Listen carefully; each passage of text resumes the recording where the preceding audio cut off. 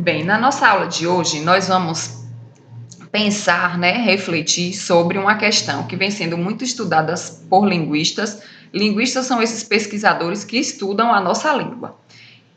E a nossa aula tem como tema a escrita em rede, uma nova possibilidade da língua. Para a gente começar a pensar nessas questões, eu vou lançar para vocês uma pergunta, vocês vão responder mentalmente e ao decorrer da aula nós vamos discutir se existe ou não essa nova modalidade. Então, a comunicação digital possibilitou o surgimento de uma nova modalidade da língua? Sim ou não? O que é que vocês acham? Essa forma que nós nos comunicamos em rede traz uma nova modalidade da língua, principalmente na escrita? Vocês concordam ou não concordam? Para ajudar, a nossa mente a pensar em todas essas questões, nós vamos pensar em 3 situações. A primeira delas é essa. A caminho da escola, no transporte escolar, os alunos estão com celulares nas mãos, visualizando as últimas atualizações do Instagram, do Facebook, respondendo as mensagens no WhatsApp ou editando as próximas fotos a serem postadas. Uma segunda situação bem comum, do nosso dia a dia é a seguinte: eu, professora, estou passeando pelo pátio e me deparo com um grupo de alunos curtindo, comentando, compartilhando fotos, figurinhas, emotions, meme, tudo isso nas redes sociais. A terceira situação é essa: nós, professores, estamos reunidos em uma reunião discutindo as metodologias de ensino, como nós podemos melhorar, o que nós podemos trazer de novidade para vocês, como podemos deixar essas aulas mais dinâmicas, e eis que surge um assunto: o sucesso de um aluno que decide postar nos stories seu dia a dia na escola. Cada story postado rende centenas de reações. E aí eu trago uma outra pergunta para vocês, O que é que essas 3 situações elas têm em comum? Elas tratam do mesmo assunto, não tratam, são completamente opostas, não dizem a mesma coisa? O que é que vocês acham? Nós vamos começar a pensar em um tempo agora, um pouco mais remoto. Como era que as pessoas lá atrás, antes do surgimento da internet, faziam para se comunicar, quando não existiam celulares, tablets, computadores? E aí nós vamos lembrar daquelas cartas que escrevíamos, utilizando papel e caneta, bilhetes para deixar aquele recado rápido, as receitas anotadas em um caderno de receitas, os nossos diários em que nós confessávamos ali as nossas angústias, as nossas alegrias, os nossos romances da adolescência, e aí a gente vai começar a pensar, e hoje, esses meios de comunicação e esses meios as maneiras de ler, que eram nos livros impressos, em jornais, que traziam as notícias, como é que hoje essas informações chegam a nós leitores? Então, nós vamos começar a perceber uma coisa, que a passagem dos meios de comunicação tradicionais para uma comunicação interativa através dos aparelhos eletrônicos e da internet traz essa inovação para a língua. E aí nós vamos pensar, será que toda essa mudança trouxe mesmo uma nova modalidade da língua? Será que ela trouxe uma nova forma de nos comunicar, uma nova forma de escrever? Se pensarmos que na rede existe uma forma de escrita própria, ela é da rede, Ela nasce com a rede, pertence a essa rede singular e específica do ambiente virtual, a resposta é sim. A rede trouxe a possibilidade de uma nova modalidade de escrita. E que modalidade é essa, professora? Como é que você pode afirmar, uma coisa dessa? Nós vamos começar a pensar em um nome que foi dado a essa nova modalidade, o internetês. O que é esse internetês? É uma designação de uma linguagem simplificada usada na internet, em que as palavras elas são abreviadas e a pontuação e a acentuação quase não são utilizadas. Mas a internetês, então, seria só as abreviações e a falta de pontuação em algumas frases nessas conversações.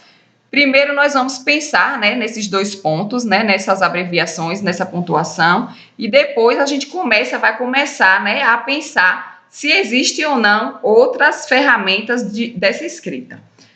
Eu trago aqui um exemplo para vocês de uma conversa, né, entre duas pessoas que diz o seguinte: Oi, tudo bem? Tô com saudade demais de você. Quando vem para cá, tem novidade? O Gu casou. Não consegui ir na festa. Que dia vou te ver? Me adiciona no MSN ou me segue no Twitter, @AnaPaula. Você tem Facebook? Aqui, né, nessa conversa de 4 mensagens, nós vamos perceber várias abreviações, a começar do Oi, tudo bem, né? O TB, que significa tudo bem, o SDS para dizer que está com saudade. Tem uma outra característica aqui, já nessa segunda mensagem, quando a pessoa pergunta, tem novidade? E aí, para escrever o novidade, ele traz o 9, né, o símbolo 9, o numeral 9, para iniciar essa palavra novidade, já que a palavra novidade traz esse som do número 9. Uma outra coisa bem interessante é nós percebermos lá na última mensagem, né? Todas as mensagens elas trazem essas abreviações, mas na última mensagem a gente vai ver como é que nós somos identificados na rede, que é através dos nossos arrobas, né? Nós utilizamos o arroba para sermos encontrados no Facebook, no Instagram. E aí é quando as pessoas hoje dizem assim, né? Nós dizemos, me passa seu arroba, e a gente já sabe que é uma forma de encontrar essa pessoa na rede, né? De nos encontrar na rede. Mas nós vamos pensar também na modalidade, né? Na norma culta. Essas abreviações, nessas abreviaturas e siglas, elas não são exclusivas da rede. Na língua portuguesa, na norma culta, nós temos abreviações, né, que elas são aceitas nos textos oficiais. Se nós formos escrever, por exemplo, uma redação do Enem, existem na língua portuguesa algumas abreviações que são aceitas, são aceitas nesse texto. Mas essas da rede, como nós vimos anteriormente, o VC, elas não são aceitas. Então, nós vamos pensar, né, em, por exemplo, que essas abreviações que são aceitas, elas são utilizadas para delimitar e encurtar uma informação, assim como é na rede, a fim de que um receptor consiga compreender o mais rápido possível. Então, nós vamos perceber aí, né, um aspecto que existe na norma culta e que ele é trazido para a escrita na rede, né, essa modalidade de escrita na rede, só que na rede ela ganha um movimento, né, uma expansão muito grande, né? A maioria das palavras na rede, nós usamos, né, essas abreviações exatamente para ter essa conversa rápida também. E aí eu trouxe alguns exemplos, né, dessas palavras que são aceitas na norma culta. AC, quando nós queremos falar antes de Cristo, CM para centímetros, M para metros, min para minutos, e nós temos as siglas também, né? Como exemplo dos nomes dos nossos estados brasileiros, BA para Bahia, PE para Pernambuco. Nós temos siglas para designar, né, para nomear organizações como OMS, Organização Mundial de Saúde. E aí nós vamos começar a pensar um pouco mais nesse internetês. Esse internetês é só abreviação ou não? Existem outras estratégias de escrita também na rede. Nós vamos pensar agora nas estratégias de conversação. Por exemplo, se eu mando uma mensagem para alguém, né? E eu mando essa mensagem em caixa alta. O que é caixa alta? Todas as letras escritas com letras maiúsculas. E aí essa caixa alta pode dar ênfase, né, ao que eu estou conversando, para chamar a atenção de quem está recebendo essa mensagem ou para expressar uma emoção. É importante perceber que essas estratégias de conversação, elas vão se adaptando, né, ali ao momento, à interação entre, né, essas pessoas que estão conversando. Então, eu trouxe aí como exemplo, cadê você? Quando eu escrevo esse cadê você, todo em caixa alta, eu quero chamar a atenção, né? Posso estar expressando a demora da pessoa em chegar né, a minha angústia, aquela coisa de ainda estar esperando e essa pessoa não chega, e aí eu mando esse cadê você, todos com letras maiúsculas, para chamar a atenção. Às vezes, essa caixa alta, né, ele pode dar um valor audível à palavra. Então, se eu coloco um kkk, né, que é o símbolo do riso, de que eu estou rindo, com caixa alta, eu quero dizer, né, muitas vezes quero dizer que eu estou rindo alto, que eu estou rindo com a euforia. Se eu coloco um kkk com letrinhas minúsculas, eu posso estar dando, né, aquela risada mais sutil, mas aí quando eu coloco esse kkk, eu dou um valor mais alto, né? Eu dou exatamente esse valor audível à palavra, dizer que eu estou rindo alto com euforia. Uma outra estratégia, né, porque são várias, eu selecionei algumas para trazer aqui para vocês, é a repetição vocálica, que pode também significar essa euforia, um grito. Por exemplo, amei! Eu quero dizer, né, que eu gostei muito daquela coisa, que eu fiquei eufórica a receber aquela notícia, aquela foto. Já nesse segundo exemplo, quando eu digo Bruna, eu tô gritando aquela pessoa também para chamar a atenção, e aí, né, a depender da conversa, como nós já falamos, essa repetição vocálica vai ganhando outros sentidos. Existem também algumas estratégias para dar destaque à palavra. Quando eu quero lá no WhatsApp destacar uma palavra, eu tenho 3 opções. O negrito, né, que eu vou colocar o asterisco antes e depois da mensagem, então ela vai ficar em negrito, vai ficar com um tom de preto mais escuro. O itálico, né, quando eu uso esse símbolozinho do sublinhado, né, esse tracinho antes ou depois da palavra. E o riscado, que é quando eu vou utilizar o tio também antes e depois da palavra, né, da mensagem. Então, são algumas estratégias de leituras de escrita, né, de conversação, que são próprias da rede. Eu não tenho como colocar um asterisco antes e depois de uma prova